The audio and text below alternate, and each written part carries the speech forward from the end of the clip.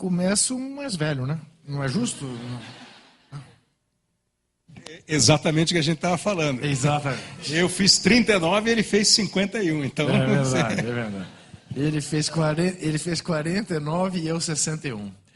Olha aqui, ambos agora que eu me dei conta, ambos de março. Como é que é a história? Tem alguns meses que tem alguns caras bons. Né?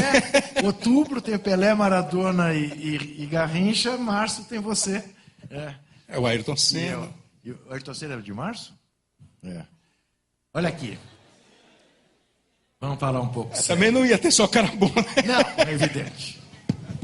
Vamos falar um pouco sério aqui. Então, temos aí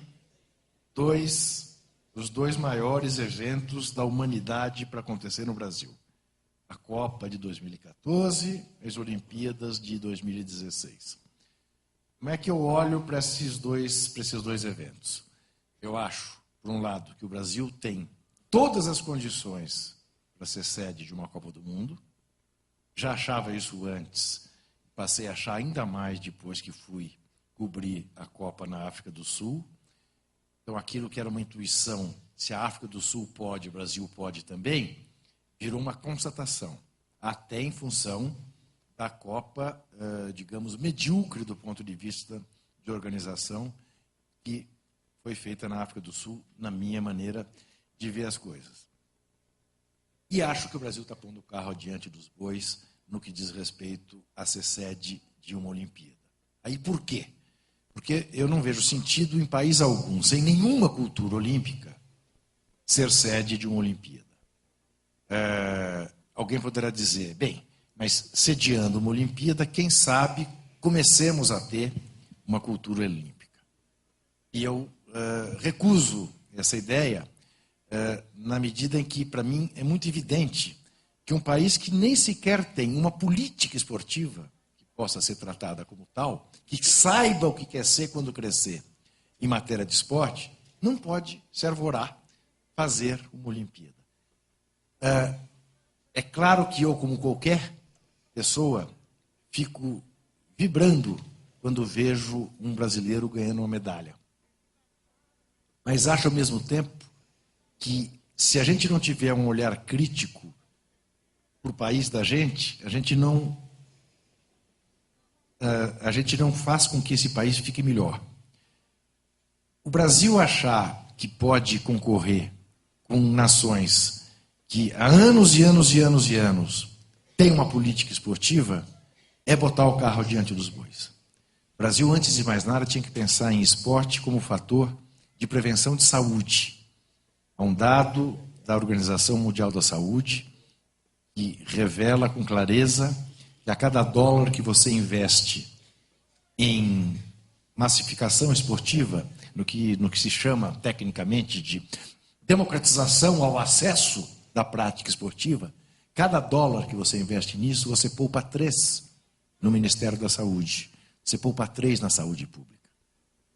E o Brasil é um país doente, nós sabemos.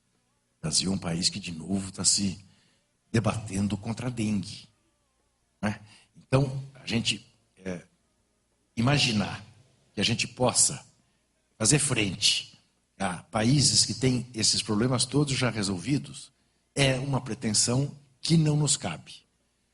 Agravado pelo fato, e aí vou me referir a uma coisa que não aconteceu no século passado, mas aconteceu 4 anos atrás, que a gente acaba de vir dos Jogos Pan-Americanos no Rio, sabendo do escândalo que foi aquilo, onde se prometeu gastar 400 milhões de reais de dinheiro público, gastou-se 4 bilhões de reais em dinheiro público, 10 vezes mais.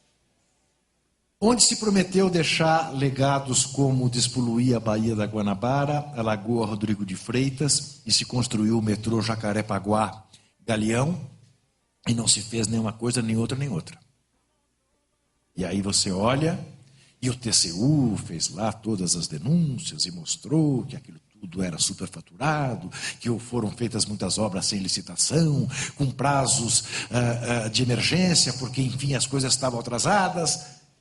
Mas, pelo menos tínhamos alguns equipamentos já preparados para as Olimpíadas, se viéssemos a ganhá-las.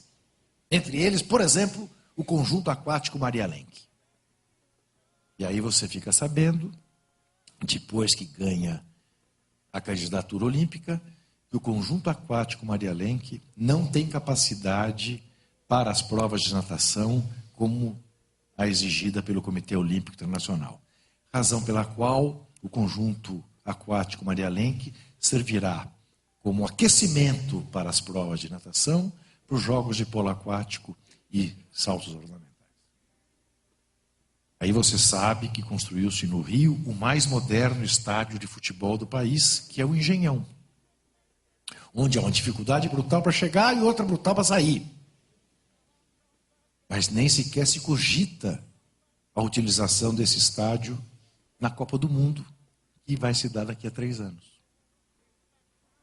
Em compensação, demole-se o Maracanã, praticamente, a um custo inicial prometido de 600 milhões de reais, e a essa altura, segundo o governador do Rio, Sérgio Cabral, já estamos falando em 1 bilhão e 100 milhões de reais. E aí você descobre que é mais caro reformar o Maracanã do que construir o Fielzão, aqui em Itaquera. E outro dia eu convenci minha mulher disso. Ela propôs uma reforma lá em casa. Eu falei, não, vamos construir uma casa nova. Vamos fazer uma casa nova que sai muito mais barato. E fui ao BNDES, pedi lá e pedi também uma time-mania, porque eu tinha uma dívida, entendeu? E eu pedi para me darem uma time-mania para ressarcir a dívida que eu mesmo fiz, como fizeram com os cartolas do futebol, não é? Sem exigir nada de contrapartida.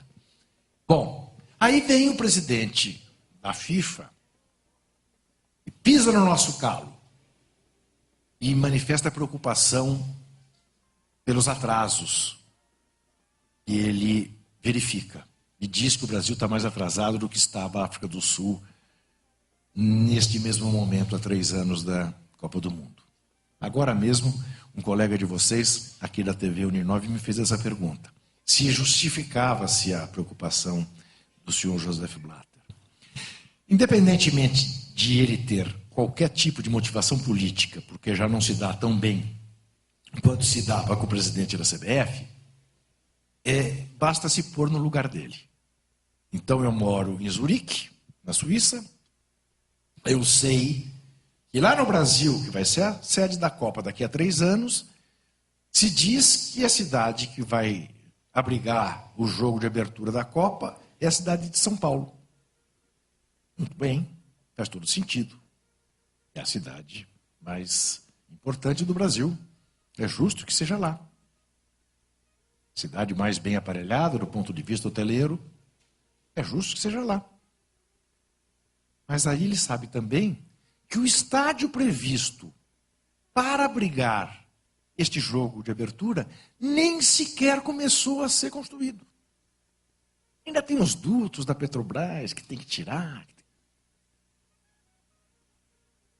E aí, gente, vocês olham e constatam que o Morumbi, que há 50 anos serve o futebol mundial, não é o futebol brasileiro apenas, é o futebol mundial.